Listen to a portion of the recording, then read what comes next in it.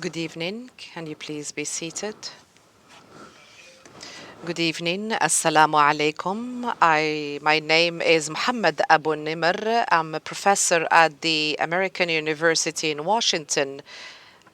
I do teach conflict resolution, peace building in both PhD and MA programs for about 30 years. I would like to thank you all for coming to attend this session tonight.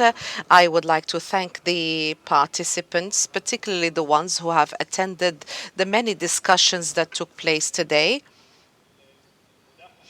So we're going to have a number of panelists who are going to discuss a very important topic, which is the reconstruction challenges in Gaza.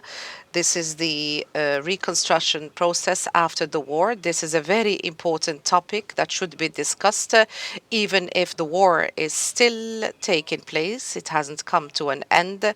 So such discussion is very important for the resistance to continue its efforts and also to empower the community and dedicate efforts to the reconstruction process.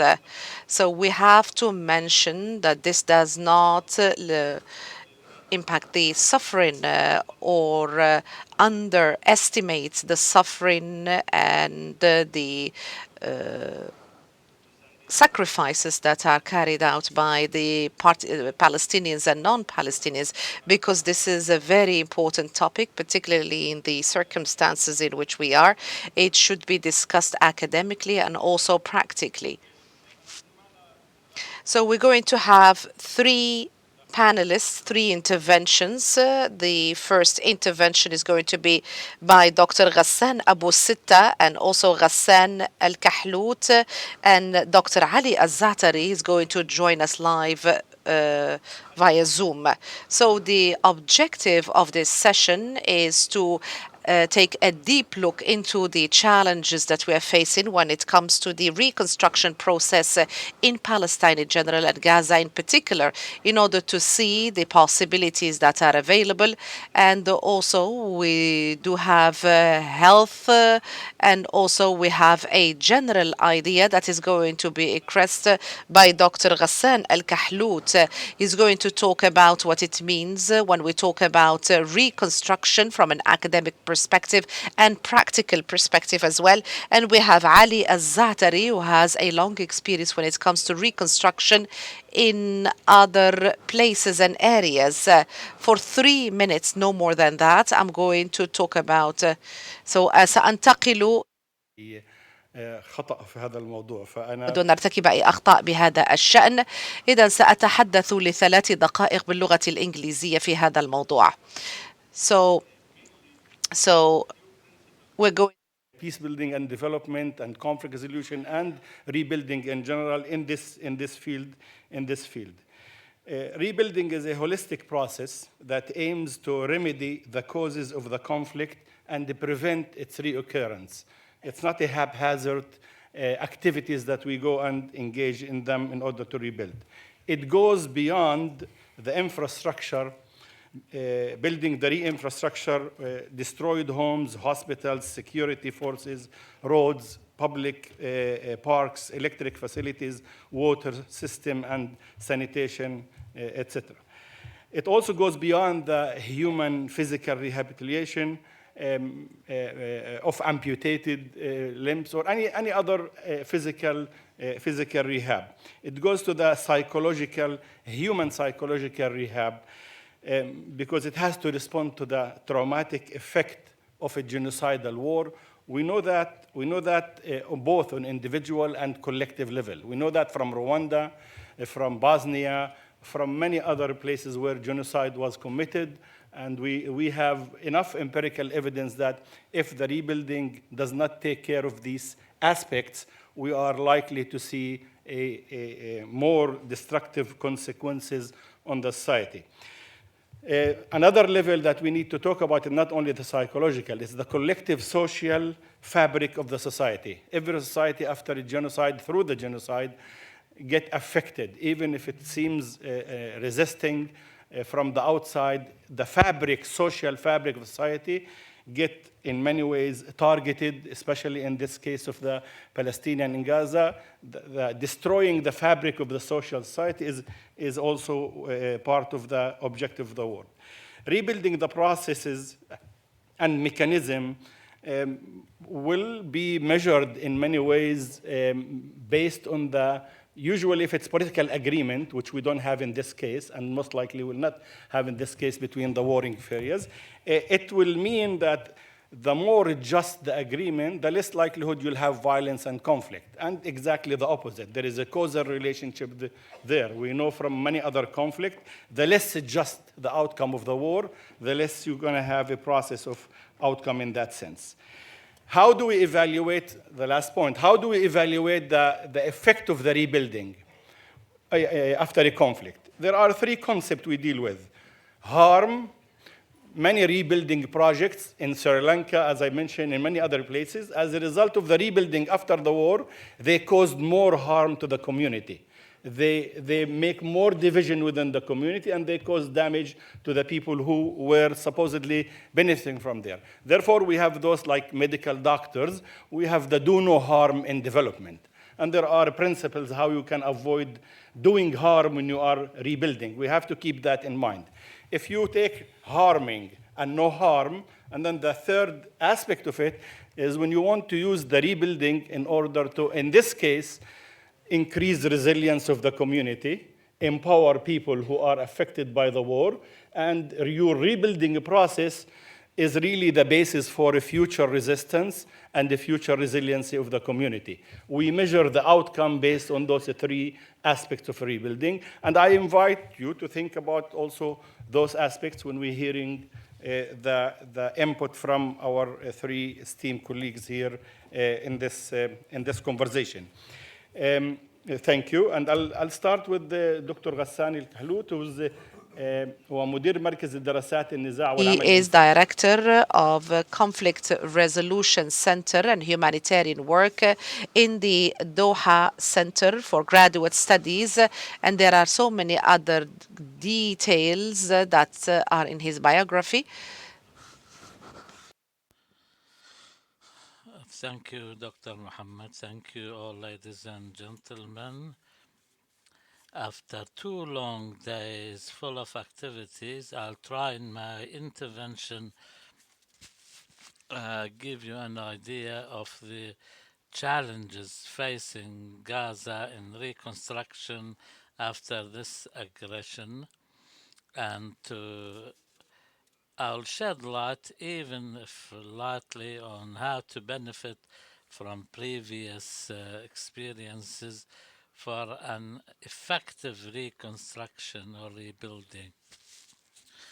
Rebuilding or reconstruction, at the first instance, gives the impression that people understand this as the physical environment only, but post-conflict, post-war reconstruction means rebuilding, and this includes the infrastructure like roads, bridges, and other facilities, and it also includes dealing with the psychological and social aspects, and maybe to find mechanisms for truth finding commissions or reconciliation, and also to provide help to the population like education, health, and others.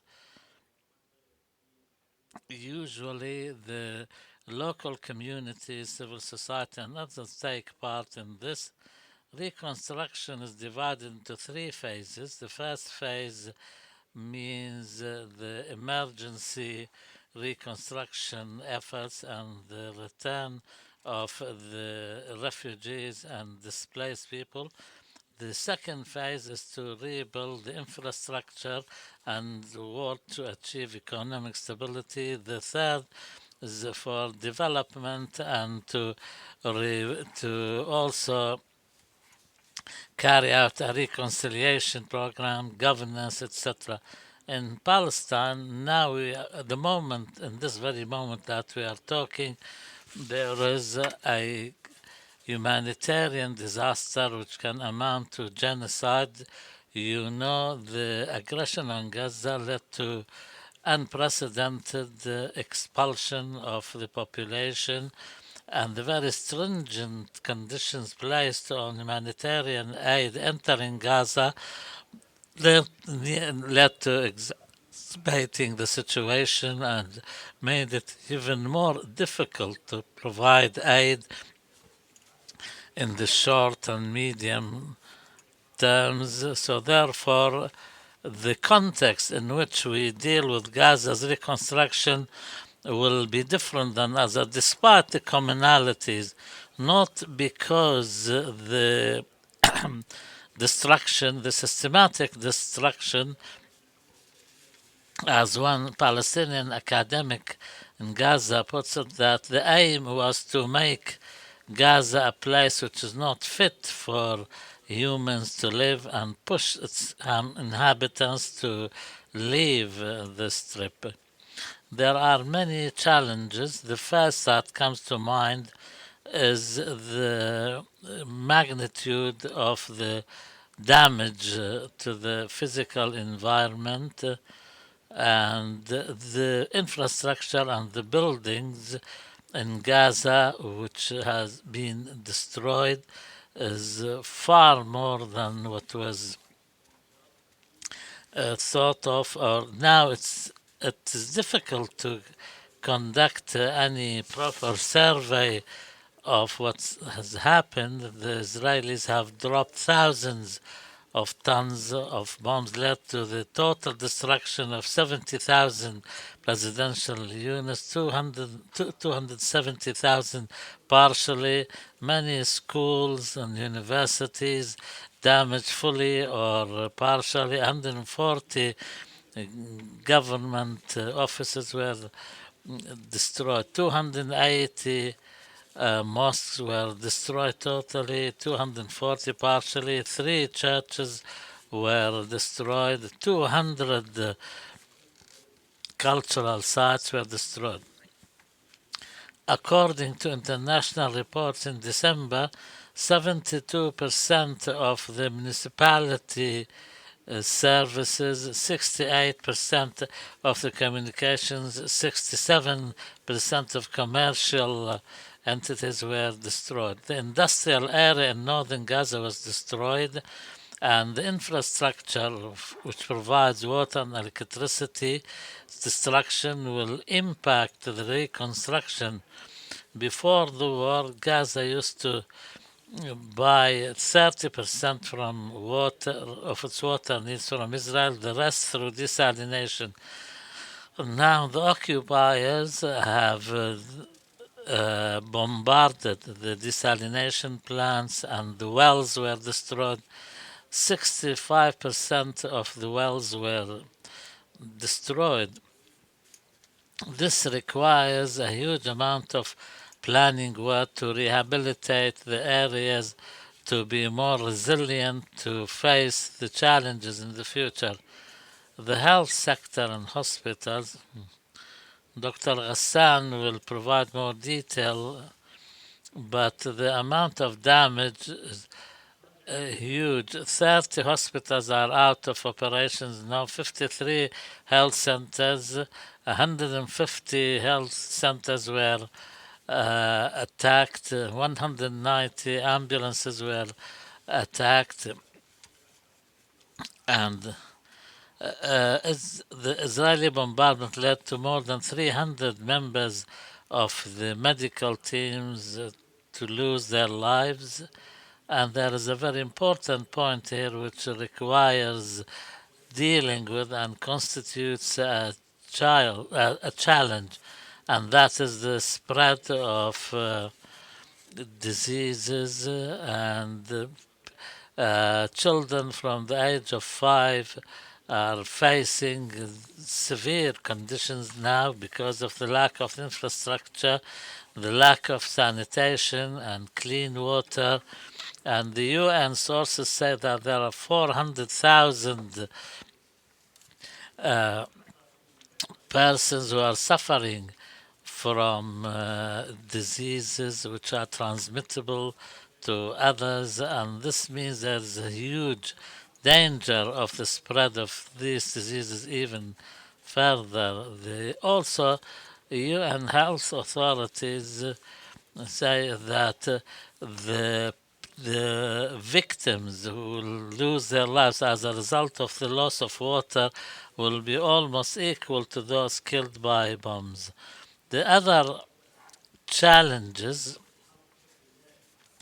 the first number one pressing challenge is to stop the war and reach a ceasefire despite all the efforts. The Prime Minister of the occupation forces insists on continuing this war until achieving what he calls a decisive victory, and in view of the fact that there is a right-wing government which does not really want to reach an agreement, and the complicity of international community, so countries in international country, adds to this problem. The division, the Palestinian division, exacerbates the situation, and the attempt to pass everything through the Palestinian Authority and the role of the Egyptian government, which plays a role in imposing the siege on Gaza and collusion with the Israeli government, and also all these variables regarding Hamas and the resistance. In the previous experiences of reconstruction, we saw how these factors impacted reconstruction. When we remember the mechanisms of reconstruction after the 2014 war, we found that according to that agreement, the UN was to monitor construction material entering into Gaza with the Palestinian Authority, and then Israel would inspect them to make sure that no banned material would go through. And despite all these agreements, but the reconstruction of Gaza failed in achieving any of the objectives, and the mechanism was not a temporary one. It only consolidated Israel's absolute control over the reconstruction of Gaza. And this mechanism also applied very strict conditions and provided a strong bureaucracy which slowed down the construction efforts and reconstruction efforts, and so much so that the Western countries have many reservations over who would rule Gaza and whether it's the PLO or any other arrangement. The number four challenge is the difficulties in getting the necessary resources, the restrictions over the movement of persons and material is a constant challenge. 35% of applications to grant permission to travel through the areas crossing, only 12% of approved. 6,500 trucks is the monthly average in 2022. In 2005 was more than 10,000. Large areas of agricultural land are not permitted to be used for agricultural purposes. Israel for many years increases its tight controls and allowing cement and other material to enter the gas. This is in addition to the logistical, political, bureaucratic challenges. The fifth challenge is the continuation of the siege and the occupation. Israel does not hide its intention to withdraw from Gaza. There seems to be unanimity in Israel to maintain and retain their positions in Gaza. There is talk of a buffer zone on the one hand, or the ultimate ambition to expel all the Palestinians. These objectives have not materialized yet, but yet they will constitute difficulties because the continuation of the siege will mean the continuation of all the challenges at all levels, and the biggest probably challenge in all of this is the challenge of funding. According to the Palestinian Investment Fund, there is $15 billion required to only to rebuild the residential units. Some estimates say the total reconstruction bill will be around $50 billion. To get this amount of funding is not feasible because most Arab countries do not want to take part in this to rebuild Gaza only to be re-destroyed a few years later. Also, they differ in their position on settling, on a political settlement for the Palestinian question. On the other hand, the Western countries are very hesitant to participate in any reconstruction because of the financial constraints and the war in the Ukraine, and they also say that they are not willing to spend hundreds of millions of their taxpayers' monies to rebuild Gaza only to be destroyed later on. Financial Times spoke about a high-ranking EU official saying that Europe will not pay for the reconstruction of Gaza because of the needs of the Ukraine war. The Congress also seems to be objectionable to this, and we also always see challenges in how the money is spent. There are increasing calls on the occupiers to bear the cost of the reconstruction. But the strength of Israel is exceptional, and this will continue, and it will not be done, practically speaking, especially with the huge amount of support by the international community, and so much so that Israel now is calling for reparation and compensation for the 7th of October attacks. Also, the UNRWA has become a controversial issue. We know what happened in the last 10 days when the funding was stopped because of claims by Israel that members of staff from the UNRWA took part in the. Yes, it was claimed that they took part in the 7th of October attacks. The economic impact, the losses are colossal.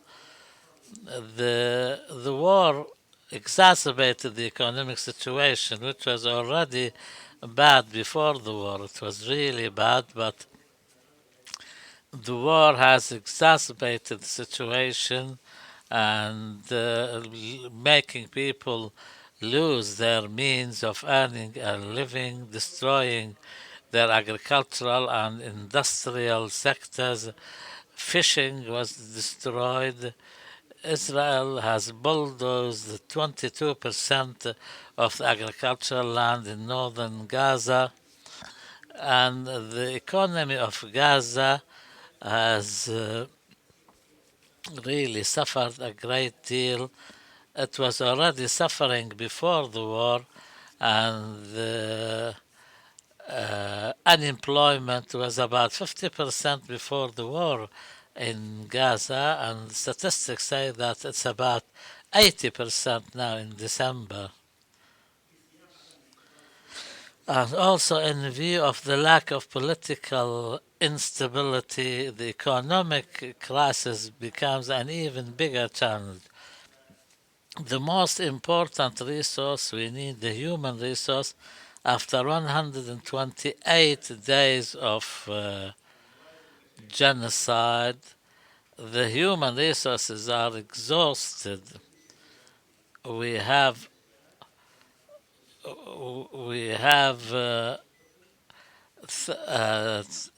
nearly over 30,000 martyrs, about 70,000 wounded, more than 12,000 children, 17,000 children now live without their parents. There are many thousands of injured people who need to travel outside for treatment.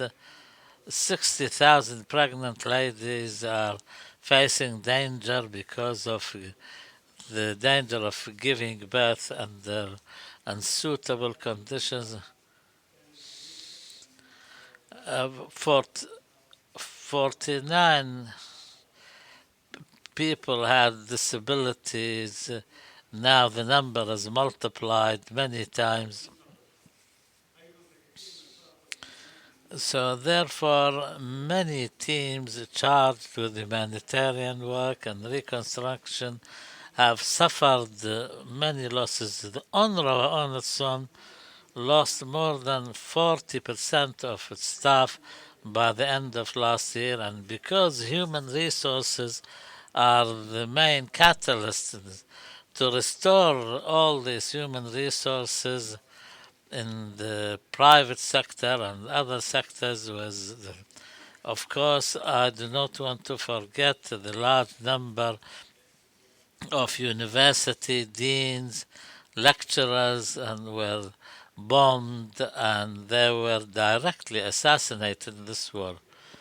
The displacement is a huge problem. Now it's a big challenge. The UN estimates that till the beginning of February there is 1.7 million people, or 75% of the population, were displaced, some of them more than one time.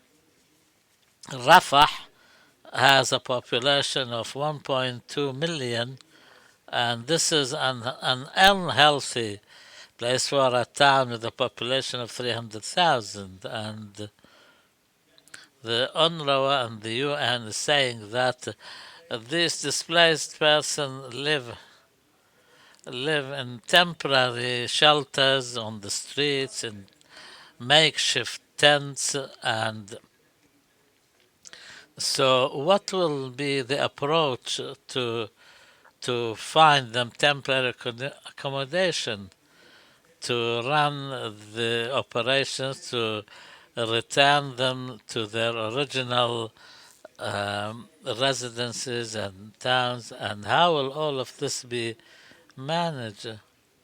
We appreciate all the accumulated experiences in Palestine, but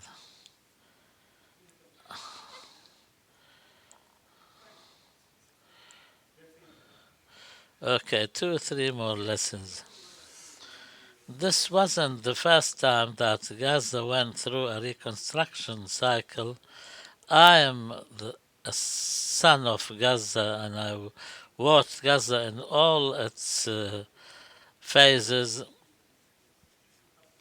The beautiful Gaza that we remember was until 1990, before the Palestinian Authority. What happened, I think, after the years of the Palestinian Authority's rule, meant exceptional achievements in the health sector, education sector, the universities that are built, the residential towers, the private sector, the airport, the streets, road system, desalination.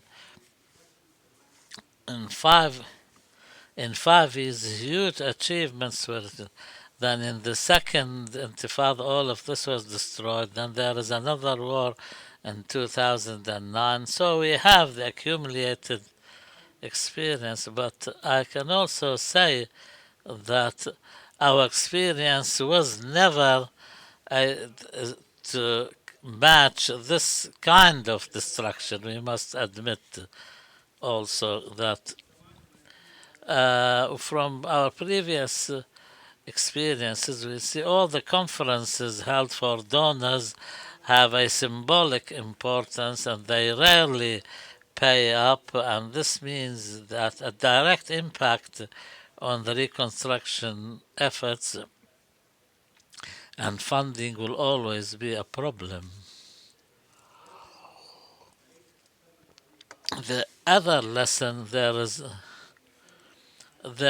no other way of achieving anything without making the occupier leave Gaza and make him outside this equation. The previous plans did not work because mostly they focused on the technical side without achieving anything on the political side. To conclude now, the image is very bleak indeed, but despite all these wonderful, great sacrifices that the Palestinians made, we cannot give up and give in. This is not allowed. There should always be a glimmer of hope that we can look at as an opportunity. And we can say, therefore, that any reconstruction effort should achieve on a political achievement, a big political achievement linked to reconstruction, and this framework should aim at ending the siege, ending the apartheid, ending the occupation, and to achieve freedom and dignity so that we go beyond just rebuilding, because this is not just a technical process, but it should be also and mean an end to Israeli hegemony, and justice should be achieved. Israel should be held accountable for its crimes because it's the occupying power which is responsible for violating the laws of war and destroying the infrastructure and everything. And we, w- everybody's talking about the day after in Gaza. Everybody else but the Palestinians are not talking enough about this. Thank you, Dr. Ghassan Kahlout. 9 big challenges. If you share my feeling of how big this disaster is, he gave us some lessons. I know he has more. Maybe we can revisit these lessons in the discussion. And also the Palestinian participation. Now we have Dr. Ghassan Abu Sitta, a well-known British Palestinian doctor, and he is an associate professor in orthopedic and reconstruction surgery. He studied and graduated from UK universities. Thank you. This intervention is entitled Building the Palestinian Health Sector, not rebuilding it. There is a concept that says the vital sphere of impact of wars, and this war is one of the most savage wars since World War II, which creates a biosphere that the people will live in for decades after war, and creates tools to redraw their health and harm repeatedly, time and again. And because this is the most vicious war since World War II, which turned the Gaza Strip into a biosphere of war, which is most comprehensive. Achille Mbembe described that by calling it a world of death. There is a dire need to understand the linkages between the different parts of this biosphere. If we start with the systematic destruction of the sewage system, water system, and the plant for uh, uh, 65 stations or plants were destroyed for sewage plants, sewage treatment. Also, there was total destruction of the healthcare for also especially for women and infants, malnutrition. Also, all of these factors will make the inhabitants of Gaza remain in a, weak situation. Added to that is 10,000 corpses which are deconstructing under the rubble, 70,000 wounded people. If each of them needs one operation only, and usually they need more than one. They need to visit a clinic 3 visits a week for 6 weeks. So you can imagine in the return marches when 8,000 young men and women were attacked by Israeli snipers, they had one injury to their limbs each, and it took us 9 years to deal with them. Or 9 weeks, sorry, for each one of them. And the 70,000, if they need the physiotherapy, there are 6,000 to 7,000 children had amputations, and we know from the literature, Mads Gilbert in 2009 made some research, says that any child who has an amputation will need 8 to 12 operations until reaching the age of puberty. Gaza, 183 children had that treatment before the war, and you can imagine now all the artificial limbs they need. Because children are in a state of continuing growth, they need new artificial limbs every 6 months because they are still growing. The biosphere also includes harm caused by unexploding munitions. The total destruction of the economy, which leads to poverty, malnutrition,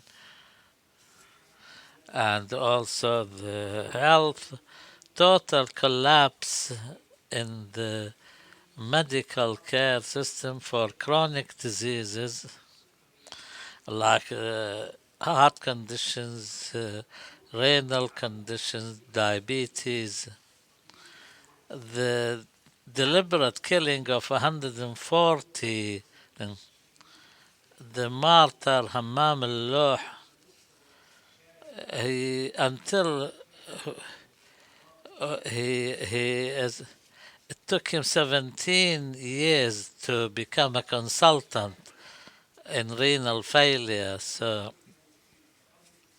imagine all this expertise, and if we multiply the number of doctors who were killed by the numbers of their experiences and training, then the figure will be colossal.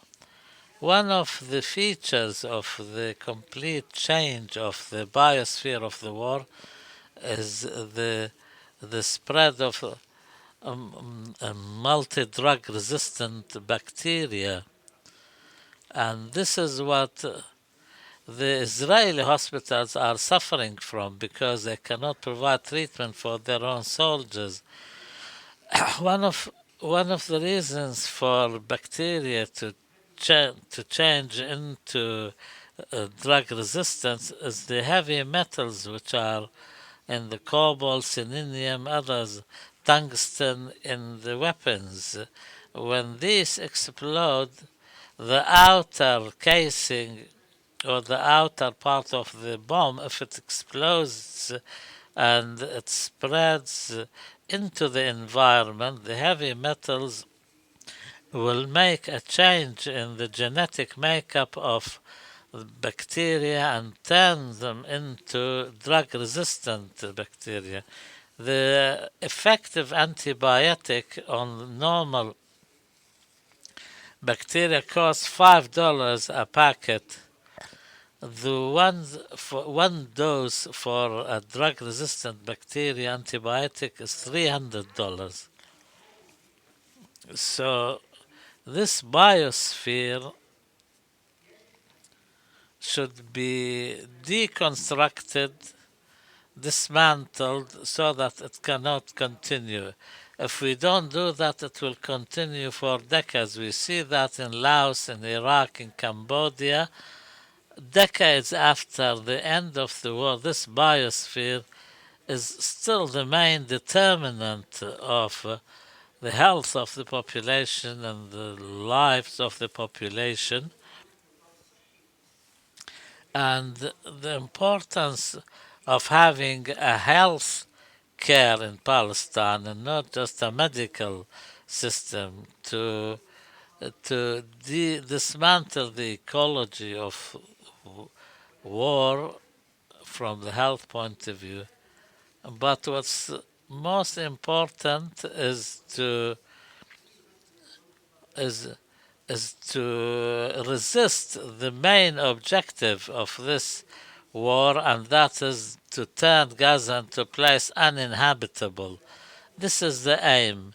If we want Israel not to achieve that, and if Israel could not achieve in war to achieve it in peace, if we want to stop Israel from doing that, we must create a health system which can dismantle this biosphere which was created by this war. The second part is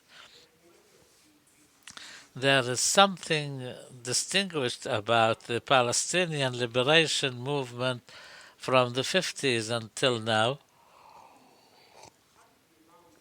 and that is the creation of a healthcare system as an integral part of the Palestinian national liberation movement in a way which is not present in Latin America or the ANC, from the people's clinics in the refugee camps and Dr. Abdulaziz and Tal Al-Za'tari and the doctors there and the siege of Beirut and the committees to provide medical aid in the first intifada,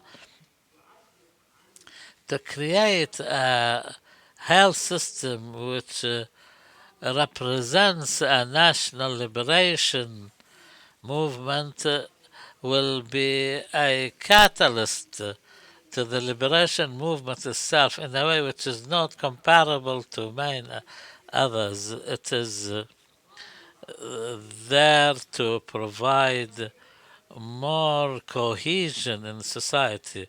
For this reason, in Oslo, when the authority, Palestinian Authority, wanted to separate the healthcare system from the population and create a medical care system, the entire sector deteriorated. And the fact that, and after all the sacrifices, Strategically speaking, and to avoid going back to square one, we must turn the Gaza Strip from an area under siege to a liberated area. The difference between the two, the liberated zone will be a platform for liberation of the rest of the homeland. The area under siege or the zone under siege will always be a victim of the colonial settler occupying powers. The sharp shift in the health system in Gaza makes it incumbent on us to build a new healthcare system, new in its priorities, new its the way it deals with all the requirements. It includes the medical aspects, but not exclusively so. Thank you. Thank you, Dr. Shway.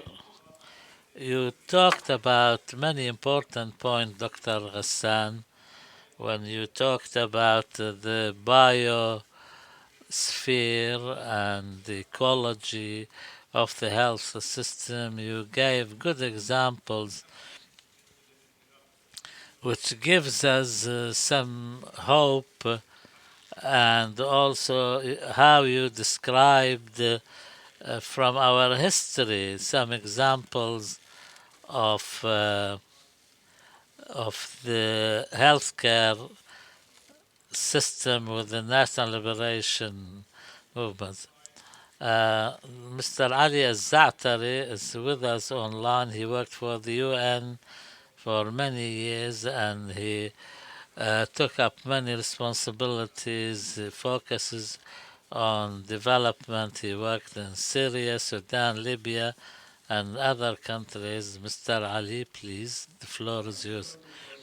Thank you, Dr. Muhammad. Please let me know if if the quality of the sound deteriorates because when I was listening to the previous interventions, Dr. Ghassan Abu Sitta and Ghassan Abu Kahlout, there was some disconnection. Whoever speaks last should speak less because Dr. Ghassan Al Kahlout has covered large and general aspects of the situation in Gaza, which is part of what I was intending to say, but in order to organize my thoughts better, I would like to mention a few things and maybe repeat something. Gaza from 67 had problems with development, and in 2005 the situation got worse with the rise of Hamas, the siege, and the different wars which destroyed many of the potential and capabilities in Gaza. In 2022, two-thirds of the population in Gaza have become poor. More than 50% of those in employment age were unemployed, and the UN says 80% of the population rely on outside help and aid. I want to draw your attention to an important report which was published by the UN and on the 31st of January 2024, which deals with the social and economic consequences of the war waged on Zionism on Gaza. There are some shocking figures and shocking expectations and trajectories, but despite this siege, Gaza before the war had only 2%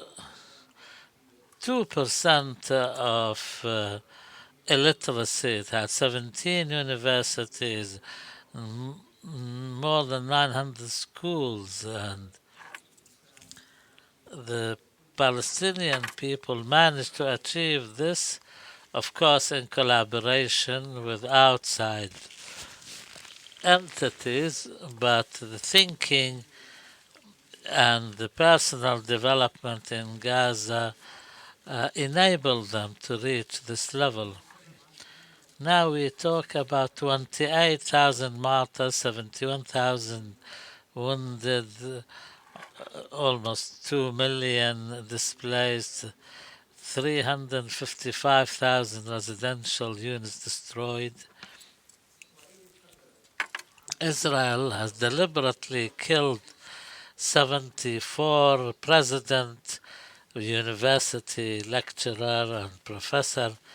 Now 625,000 students are outside schools.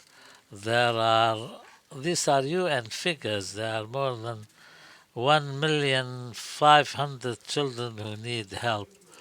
Until today, or until a few days ago, we're talking about 169 aid trucks, but what's required is not less than 500 trucks per day. The life-saving aid, according to the UN literature and the international community, the life-saving and early recovery, I beg to differ slightly with Dr. Ghassan Kahlout on reconstruction. Reconstruction in this sense is not included in, or the aid is not included in. Reconstruction, however, is a right which does not need any debate. But in Gaza, it's under the control of the Zionist control, which stands against everything which is for life, development, and reconstruction. Gaza needs reconstruction, but despite its limited capabilities, it was never slow in doing this, and the UNRWA and other UN agencies speak about this. The steps taken for life-saving aid is well known to everybody. The UN publications and the university textbooks,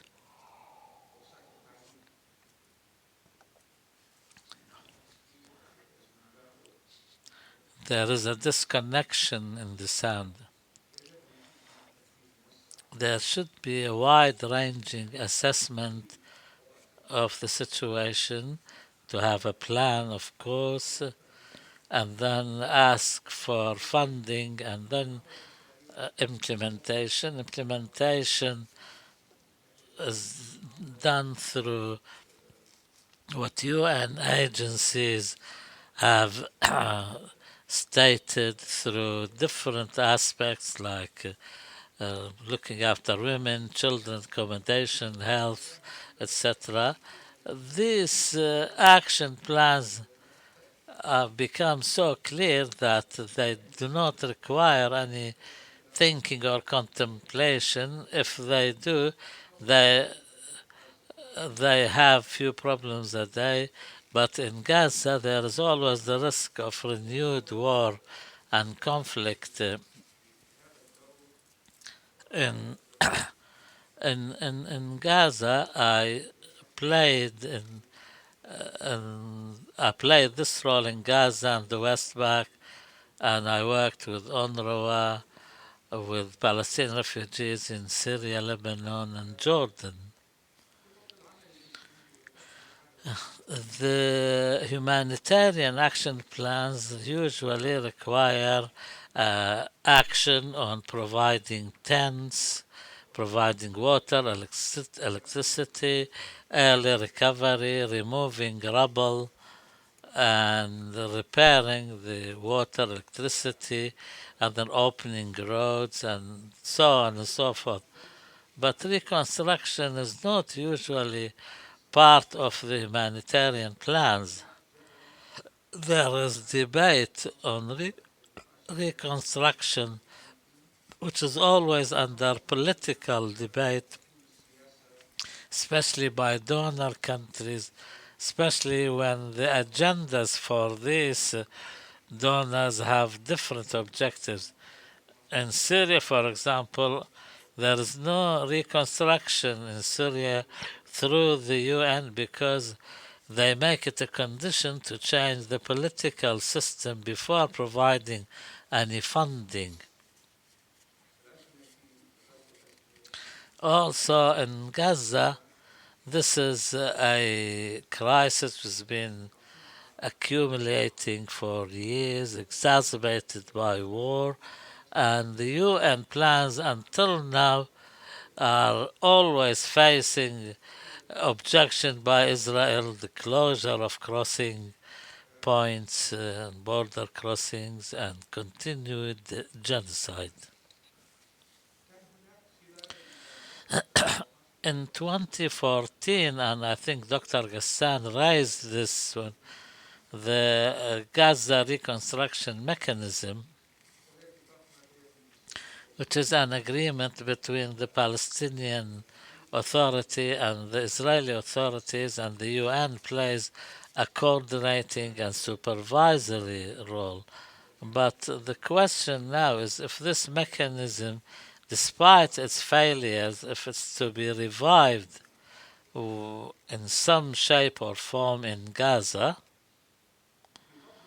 and regardless of the failure or the defects and shortcomings of this mechanism since 2014, all UN organizations, including UNRWA, which is the biggest agency, had to and were required to deal with this mechanism.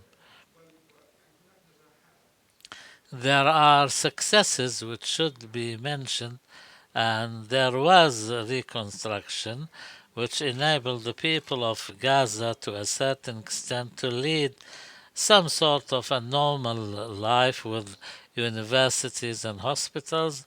Now they're all are lying in rubble, and the UNRWA, the biggest organization now, is under the hammer.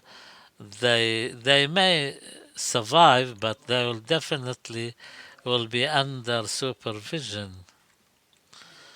Now, 80% of the UNRWA suspended 80% of its aid because it's not getting the funding.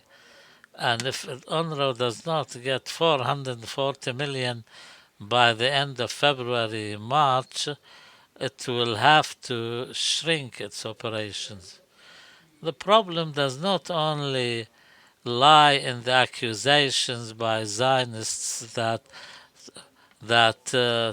12 members of staff out of 13,000 have relations with Hamas. I think mostly they died, so far as I know. But the last resolution, 2720, required the appointment of a coordinator to facilitate, to verify of the humanitarian nature of all shipments which come from countries which are not party to this conflict. And very quickly Miss Secret Cat was chosen. She paid a visit to the Rafah crossing. I don't know if she has entered Gaza or not, but the visit was with the resident coordinator and not with the UNRWA commissioner. I'm only guessing maybe this appointment by this Security Council is preparing the ground to get rid of the UNRWA or shrink its work or placing it under supervision and monitoring. Sigrid said there is no alternative to the UNRWA at all, but the real pressures on the UNRWA, and the latest of which was this morning or last night, to have a communication center for the resistance under the UNRWA office, which the UNRWA departed from the second week of October.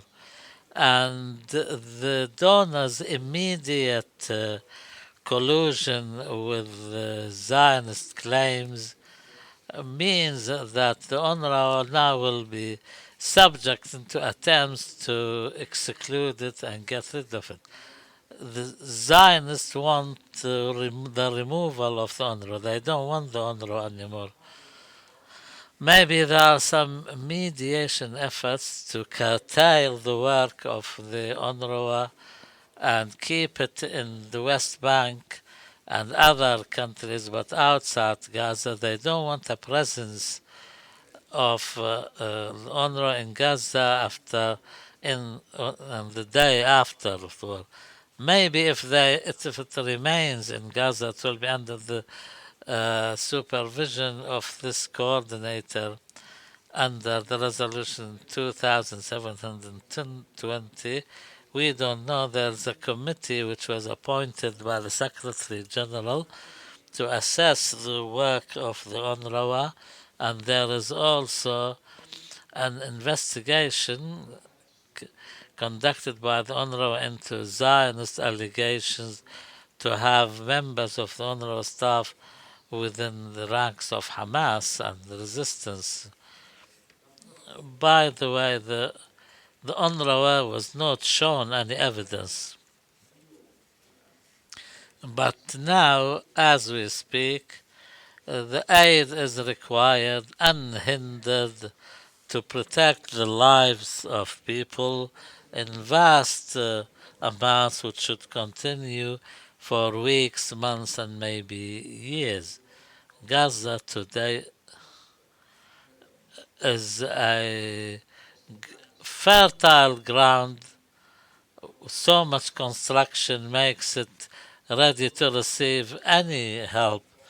This should be coupled with a ceasefire, recovery, providing.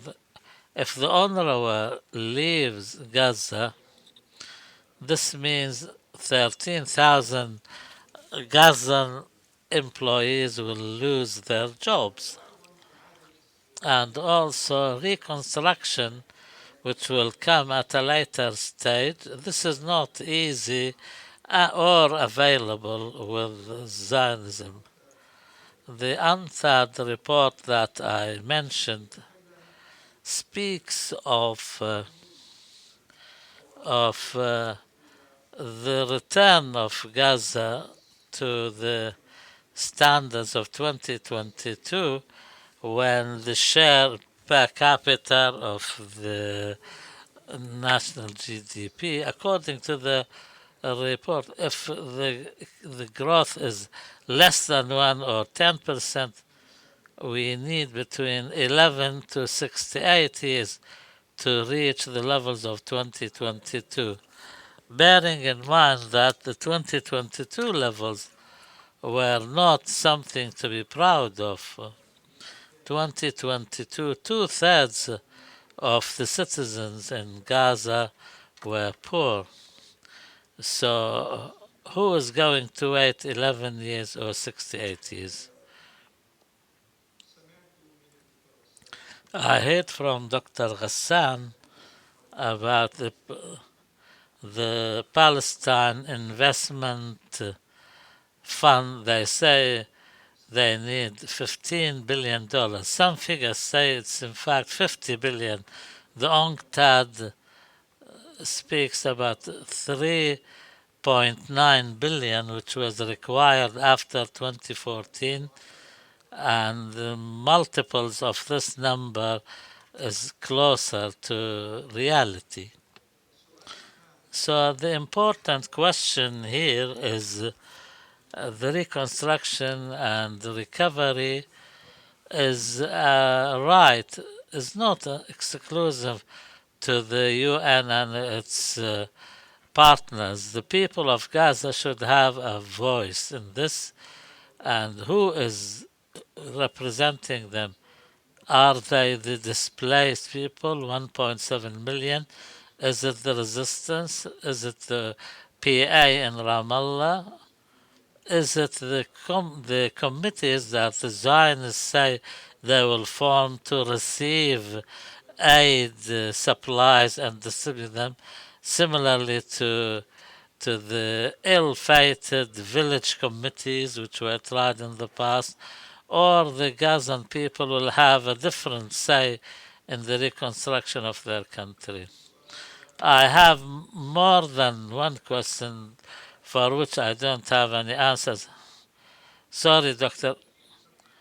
Please summarize 2 minutes. First of all, how can there be aid when the crossings are closed and there is talk of buffer zones? Which Gaza, in a demographic and a political sense, will be reconstructed? Because reconstruction in international norms is not just aid. So, what will happen to the displaced people? Will they be placed in tents? Some people are talking about caravans and prefabricated housing. Also, this requires some stability. With Zionism, there is no stability. The resistance is. We know investors are cowardly by nature. They're not going to spend money somewhere for on any project which is like to be destroyed. The UN role is very vague. Some are working against each other, some in support of each other. My most important question is what will be the future strategies for the resistance? To continue resistance at what cost?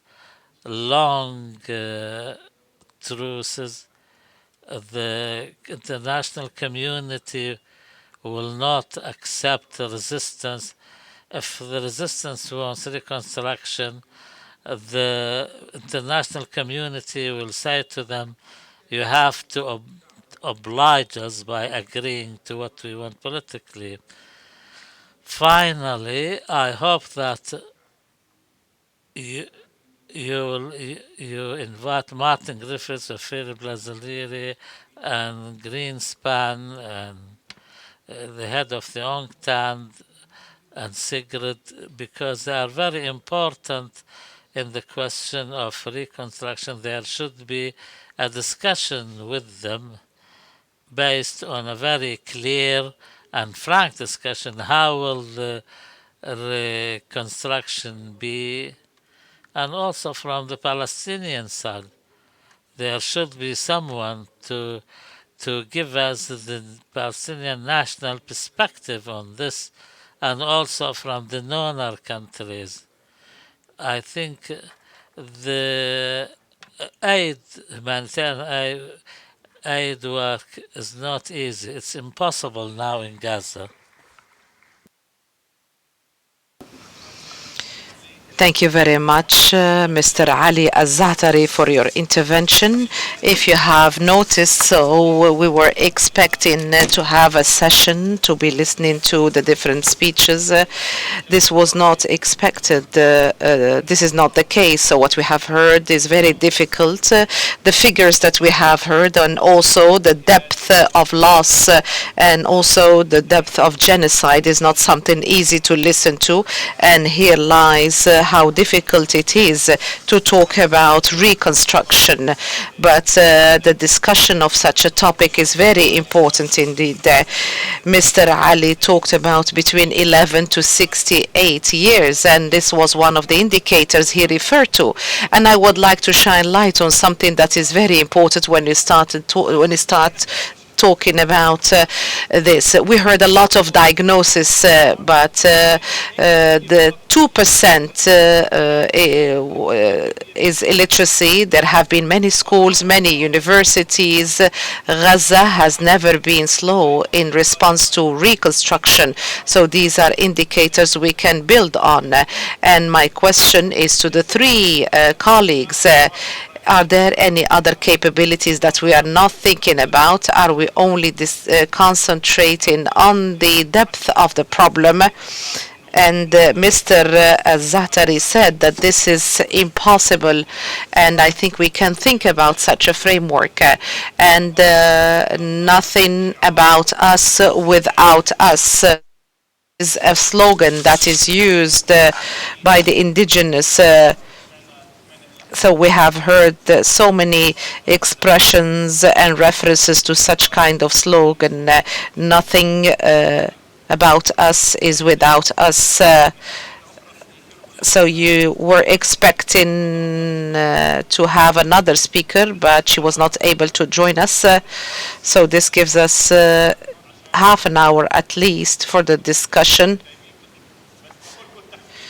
So one question from the left, one question from the right, and one question from the middle without any political insinuations here when we talk about right and left.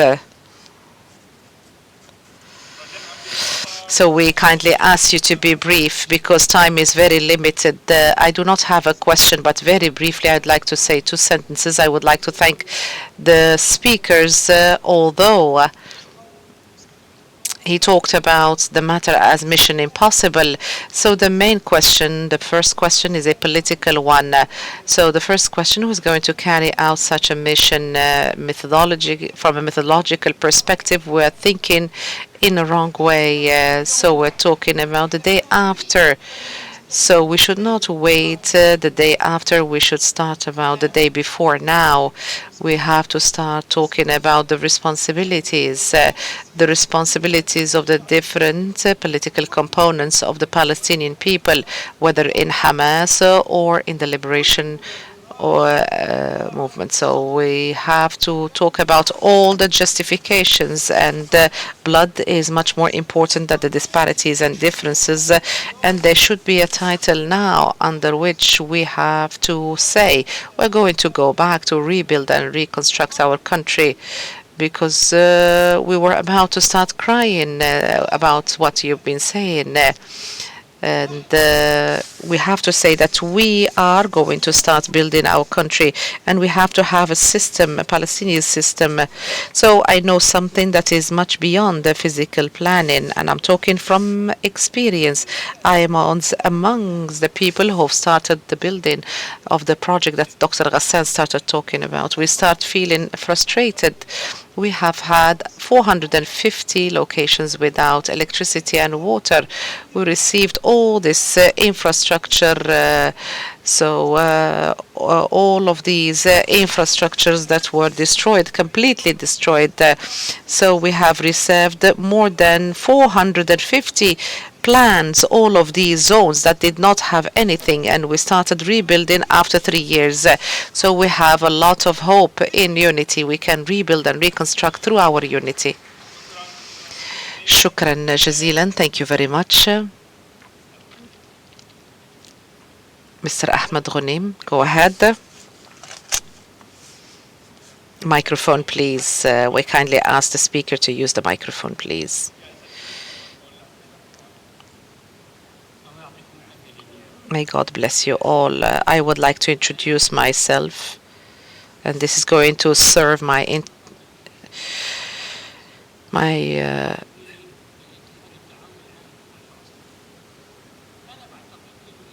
presentation. I think that I am president of the Accountants Federation or Union in Jerusalem. So I would like to talk about what is happening. This is not what you want. So the second point, despite or in addition to the challenges and difficulties that the professors talked about, the international system and regime is against us because Israel is a country that contributes to the crimes committed by it. I do not want to be lengthy, but I would like to present ideas that can be useful in the funding, if that is the problem. The first point that I would like to talk about, the promises made by Arab countries to the different reconstruction funds, especially the Jerusalem Fund. So these funds that we were expecting to help with the Aqsa Mosque, the capacity into 4 million. Now we have a much more important priority because this endowment is used in endowments in Gaza, and the owners of those houses own parts of it, and also the Jerusalem endowment or fund would be able to benefit from that. We have to have one unified bank account. This can be impossible, but I do not want to be a beggar here. Number three, in order to alleviate the suffering in the West Bank, many people can move to the West Bank if we have the right negotiators. So we have to have permits. These were the promises that were made by the Arab countries. So I would like to give the opportunity to other speakers as well to take the floor. Yes, go ahead, sister. Yes, you have 1 minute.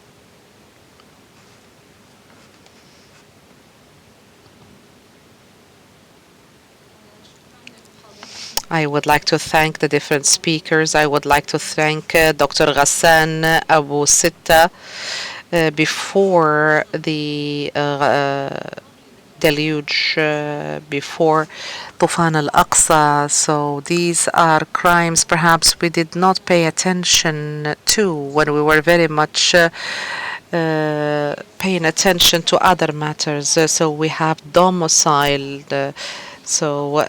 This is a legal basis. If we can pay attention to, we can raise and sue the Zionist entity about this kind of crime that is committed. Yes, the situation is very dire because you relied only on the official efforts. If we go in to wait for the donor states that are in favor of the Zionist entity, and if we look at the Arab countries that are mostly heading towards normalization of relations. So many have relied on CSOs and also the supporters of Palestine in different parts of the world, and also certain Arab countries that are still with the options available or the what the Palestinians want to achieve. So that is why I have one proposal. So since we are in a research center that can network with many people in the education sector, so we can adopt an initiative, particularly about what Ali Al-Za'tari talked about. We, the Gazans, are the mostly educated in the world. We have a very low percentage of illiteracy. So the Palestinians, they need to have an educational initiative because most people present here are academics. So let's work on education at universities, in schools, and also to start working today and not wait until the day after the war. So we can take a question from this side of the room. Go ahead, sister. God bless you. I would like to say something to Dr. Ghassan Abu Sitta. My name is Iman Ghanem from Gaza. I left Gaza after 99 days of the war. So if I would like to say something, I'm a medical doctor. I was in the Shuhada Al-Aqsa hospital. So Dr. Ghassan was with us for some time and then he left. Dr. Ghassan, I do not need to clarify to you how catastrophic the medical situation is, much more what the media talks about. We as medical doctors, as a medical team, even prior to the war, we suffered a great deal because we had a shortage when it comes to resources and the medical teams. So after all these lack or shortage of resources, lidocaine and medical pieces of equipment that should be available. So they are not here. So what about the day after the war? So let's suppose that today we have a ceasefire and the day after. How do you conceptualize the day after, particularly with people who suffer from chronic diseases? The field hospitals cannot cover all people who suffer from normal illnesses. Thank you so much. So for us to be very clear, because we do not want, I would like to give the speakers 2 minutes to respond to the questions that have been posed, and then I'll have a second round, and I'm going to start with the right, the middle, and the left.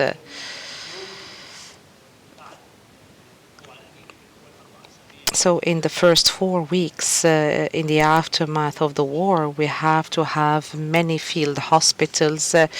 And also, this means that the hospital should be available and ready after 4 weeks after it enters into the country. Also, Mustashfa Shifa and Al Ahli Hospital and Al Auda Hospital, they can, with some reform, some care, they can go to 70% of their functionality. And also hospitals in the south, they have come to a halt, not because they are destroyed, no, because they are under siege, and due to the fact that most clinics include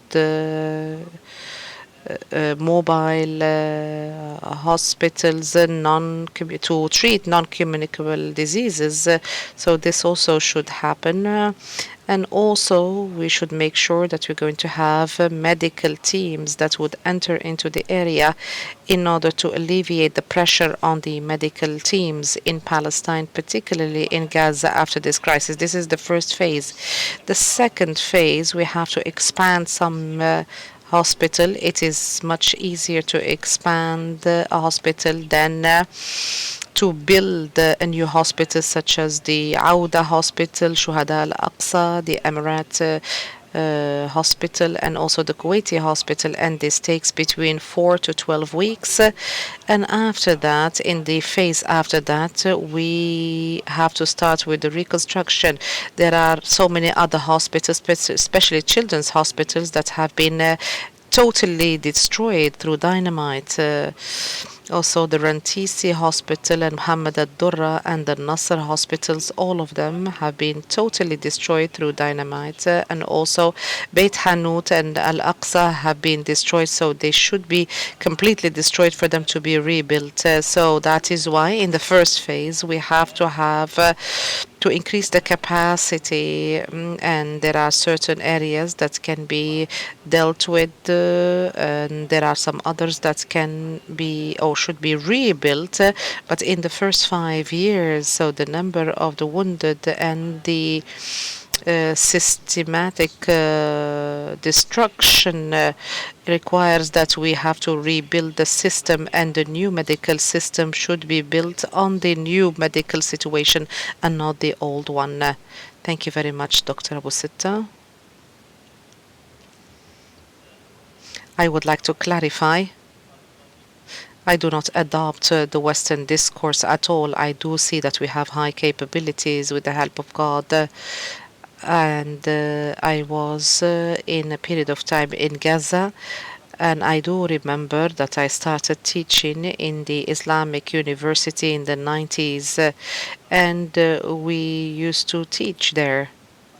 with my colleague, and then we built a number of buildings, and we were very much adamant to build so many things. We were very much, yes. I do remember that I contributed to the design of one of the conference buildings. We were very much intransigent and stubborn. We wanted really to do what I wanted and to design and to build and so on and so forth. So everything was like this. So all the towers that have been built, I'm talking about the infrastructure here and the physical environment. What we have two of those people who took part in such efforts, Dr. Hanan and Dr. Muhammad. The situation and circumstances are very different from what they used to be. We didn't hear what the lady had said, but I do not know. Dr. Muhammad, can you give the opportunity perhaps to Dr. Hanan to take the floor? So the opportunity we had in the 90s cannot be available again. So that is why we do need to have such opportunities. We do need really to carry out brainstorming together about the kind of solutions that we would like to have. The international community is against us. I was in Rome dialogue. I did not expect people that they are against us. They don't consider us humans. So the only thing they think about is the protection of the security of Israel. That's the most important thing. That's the only thing that they think about in the Arab states. There are countries that put you under siege. And now you have to build on those Palestinian capabilities. So we are 14 million.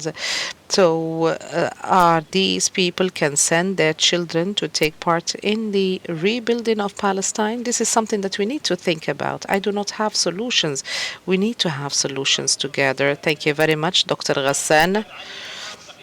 Mr. Ali, you have 2 minutes to comment on the questions that have been posed. So the capabilities that you mentioned, Doctor, so yes, this requires a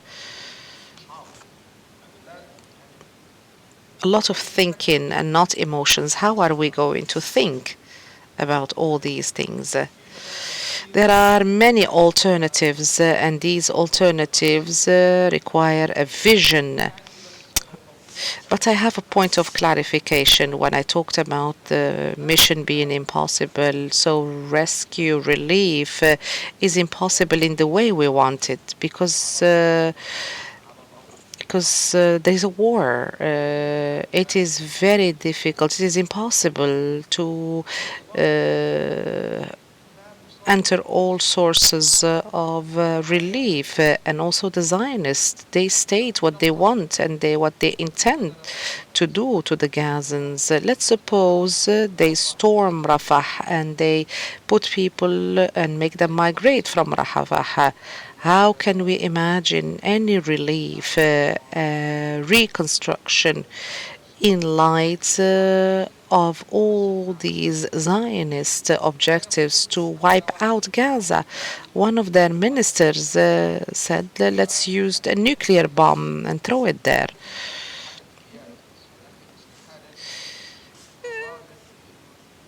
So I'm saying that it is impossible, not because I am not being optimistic or being desperate, no. But our enemy is not going to leave us alone. And nobody can stop them. They will not allow us to build a hospital or a school or open a street or a road and so on. Thank you very much. Yes, sister. Yes, go ahead, sister.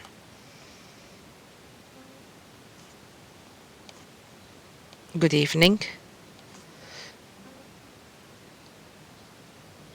I work in Al Jazeera. I present Al Bilad podcast. I have a small intervention. There is a very important point that was mentioned by Dr. Al Kahlout. He said that the Palestinians do not talk about the day after.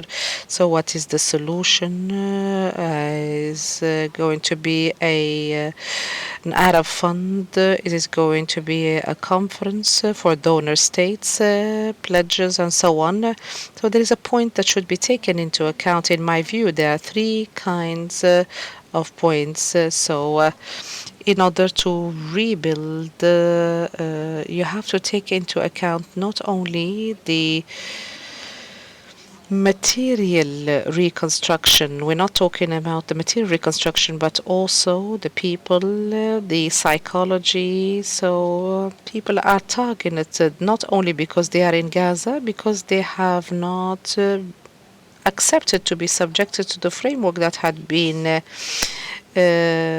imposed of the ideal victim. We kill you, we give you aid, and on one condition, you do not think about a project. And if you do not want that, we're going to put you to hunger. So Israel killed more than 30,000 martyrs. I do not know how many people who have lost limbs. So they have killed the form of community that we would like to have if a community remain. And based on that, we need this to be to have this part of the solution. We have to lift the siege. There is a community that has lost doctors and teachers and surgeons, professors. So this is our community. Do you have a question that you would like to pose? I have come to the end of my intervention. This is our community and far from the borders of Israel. So I think we need to make people enter into Gaza to. Thank you very much. Go ahead. Go ahead. I do not want to enter into the technical components because the reconstruction process requires a political will in order to combat all the risks and difficulties and possibilities. I would like to start from the point that was mentioned by Dr. Azmi. So the real war, in order to decide upon and be decisive about this war, this happens after the war. If there is reconstruction, we're going to stay there. If not, there's going to be migration. There are three matters that Brother Ahmed talked about. This is not only an outcome of a political will. So there are three main things.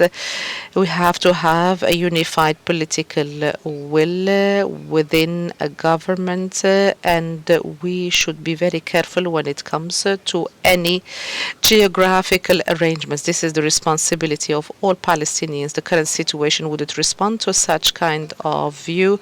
Of course not. That is why we have to revisit the Palestinian system. And I think that time is going fast. So these very regional and personal kind of calculations, these should be confronted by everybody. This is the first point. The second point that I would like to talk about. So the reconstruction products and goods, and all of you talked about what had happened and the repercussions of previous experiences when it comes to dual-use materials, and the reconstruction system did not happen as it used to be. So now Egypt. So the most dangerous thing is for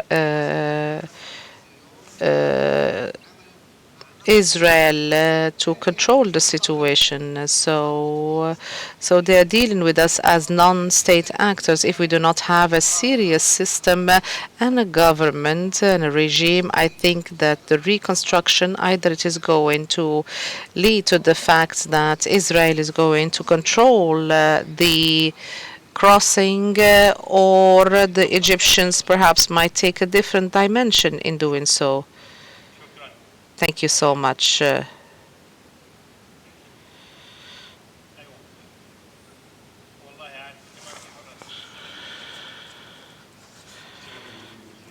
This is a very important matter. We have to understand that we are talking to the world for the reconstruction of Gaza. So we need to have funds. And Gaza is part of Palestine, of the Arab countries, of Muslims. And that is why it is our duty to start reconstruction before we ask the outside world. In light of the circumstances that we have now, what is happening now is that they will say that the country is not viable, and as a result of that, the migration is going to move to Sinai. We need to move to Palestinians, to Muslims, in order to carry out a supportive effort so we can perhaps have kindergartens, shelter houses, things that can be achieved by individuals and that cost 100,000, 50,000, and so on. So we take a question from here. Go ahead. Thank you very much. I have a number of observations that I would like to add. Please, you have less than a minute and a half about what had my colleague Ali Al-Za'tari had said.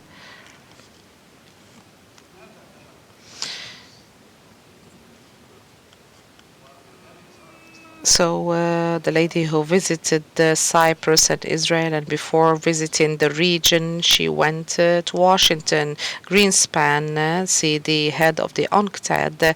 We have to understand that she has a Zionist background, and she studied in the Hebrew University, and also Security Council Resolution 2720. It called for the establishment of a committee based on secret negotiations between the Egyptian, the Emirati, and the U.S. Representatives, ambassadors, at the time when all of those matters have fallen. So we have heard this rumor talking about 12 employees. We're talking about zero point 0.3. And without any investigation, they cut the contract and they canceled it, and 17 countries have started or have stopped the funding of the UNRWA. All of these things, are they coincidence? Thank you, Professor. You have 2 minutes. Microphone, please. We kindly ask the speaker to use the microphone. Thank you very much. Thank you. We kindly ask the speaker to use a microphone. We cannot hear what he's saying. We still have 20 minutes.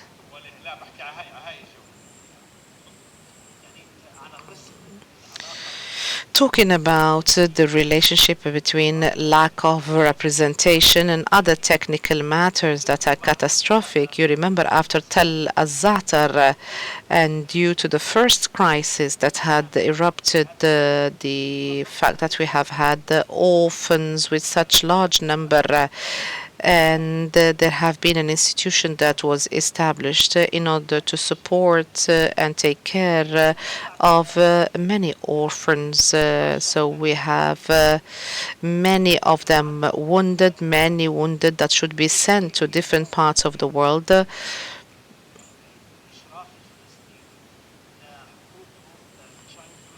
And of course, we should guarantee a child protection and also the kind of treatment that they're going to be having, because there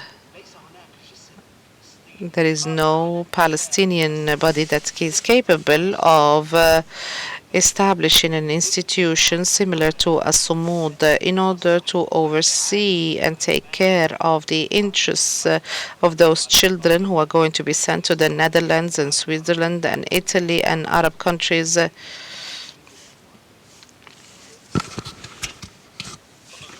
Yes, go ahead.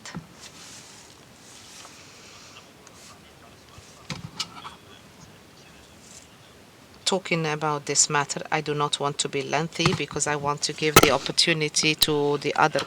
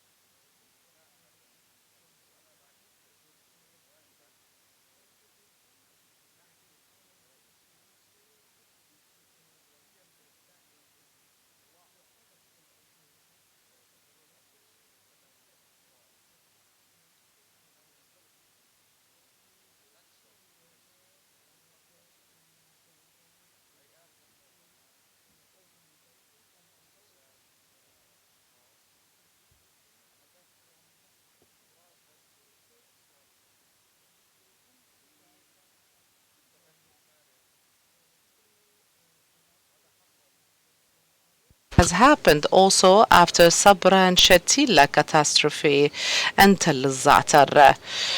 So things have become splintered. So that is why we need somebody who would be able to study and to monitor the families of those children, those who have remained, and how this would be solved, because this is a very, very critical matter. We'd like to start with the third round. Yes, go ahead. Go ahead. Yes, go ahead. So the question, which is prior to reconstruction, so why did we have the 7th of October? Because they were not committed to the preconditions of reconstruction. If you would like to go to reconstruction, you have to have guarantees, and Israel is not going to give you those guarantees. The northern states will tell you that we keep on building and you're not doing anything. So you have to have international guarantees in order to move to the main topic. And Dr. Ghassan El Kahlout said that we have three phases. So the first phase is the relief phase, and also to move into returning the people. So is education something that is going to wait until you build and reconstruct and then people would be able to have access to education? No. We have to be imaginative and also innovative about the educational system that should be catered for, and children that should have access to education. My daughter is in Rafah. She is a medical school student. Open the Arab universities, let them study through Zoom, enable them to do so. So the last point that I would like to talk about, what I wanted to say is that now we need to go to my friend. So we have two Ghassans here. So Mr. Ghassan, I did not hear his idea when he said that they have to remain under siege. Do they mean that dealing with them as a liberated country or place in international perspective, does it mean that it is not going to be helped, or is it going to be dealt with as a place or as an area that is under siege? Thank you very much. Yes, go ahead. Go ahead. Go ahead. I'm not going to be lengthy. Go ahead, yes. It is very clear that after reconstruction, after building, we have to think about funds. And I here do propose to have a conference or urge the organizers of this conference to invite the Palestinian tycoons and also to invite the Arab funds to pay their zakat, which is 2.5. This would be enough, and we would not need any other source of funding. Microphone, please. We kindly ask the lady to use the microphone. So for the UNRWA, since Trump's era, there was a decision to end the role played by the UNRWA. This is a decision that was there, and I think that more than 70% of the population of Gaza are refugees. So Gaza for them is something that really annoys them. So there should be a political decision that is linked to the reconstruction process. And the GCC countries have said that as long as Hamas is in power, they're not going to participate in the reconstruction efforts.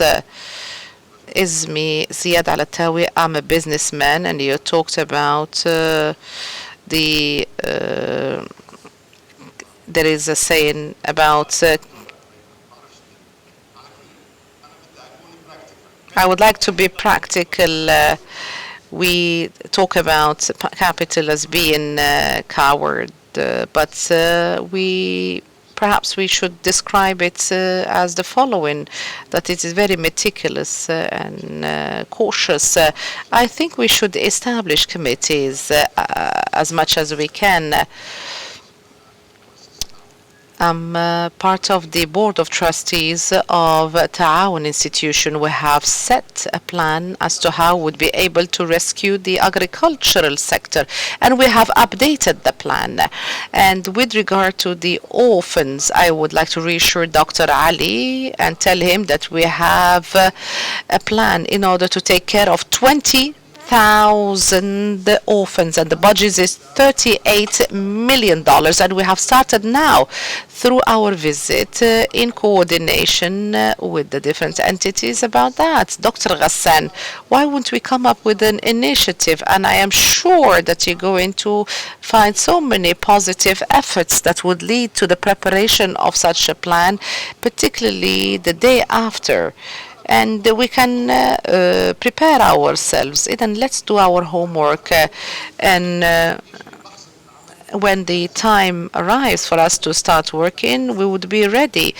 We have the budget. We have seen a country such as Kuwait, which is financially ready, and would like to thank them. We know how serious they are.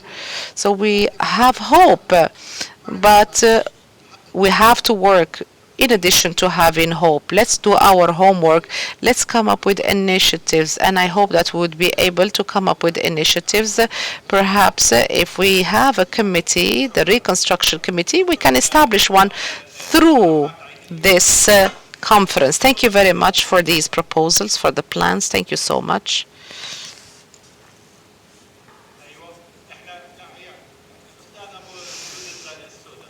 Yes, go ahead.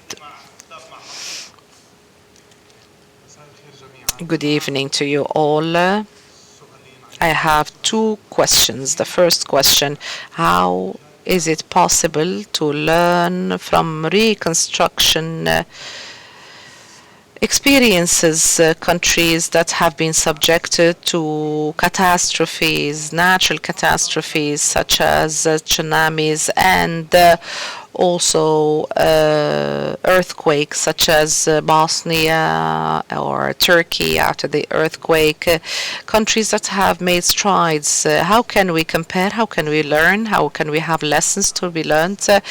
You have talked about international institutions, about an international system, governments, and so on. We, the Palestinian people, we're talking about approximately 10 million who live outside Gaza. What can they do? I'm talking about normal, common citizens. How can they support the people of Gaza and the reconstruction? Thank you very much.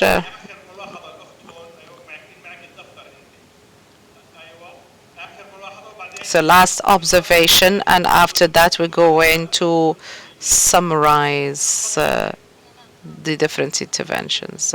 In less than a minute, talking about the suffering of people, and prior to the 7th of October, people suffered a great deal for people to get the permits that would enable them to cross the Eretz crossing to seek treatment in the West Bank. There were so many difficulties and intricacies, so that people were subjected to. Many sick people used to not leave unless their case is a case that would require rescue in their lives. So when you're on the verge of death, then you would be given the permit to leave.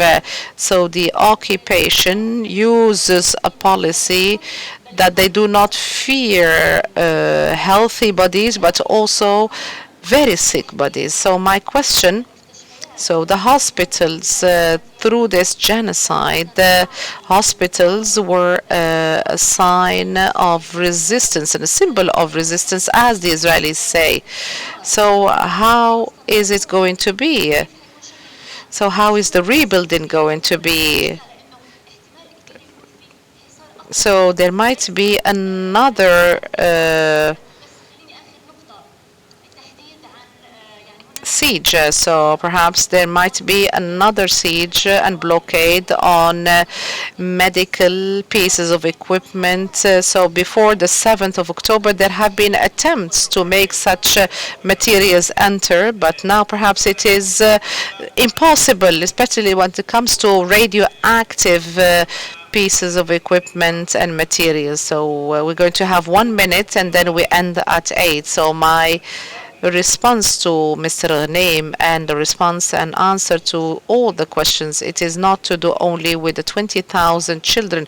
We're talking about 13 million Palestinians without having a body that would take care and lead this process and lead the negotiations about the reconstruction and also to set the priorities for reconstruction. All of these efforts are required, all efforts for rebuilding the medical system and educational system. What I tried to concentrate on in my intervention, I talked about the necessity to have an ecology of war.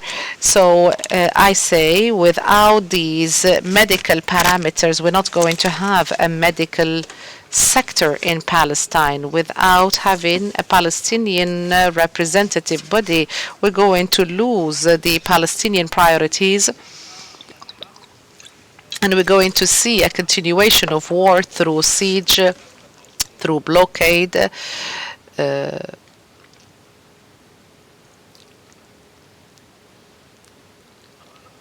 I do agree with the political framework that was talked about and reconstruction.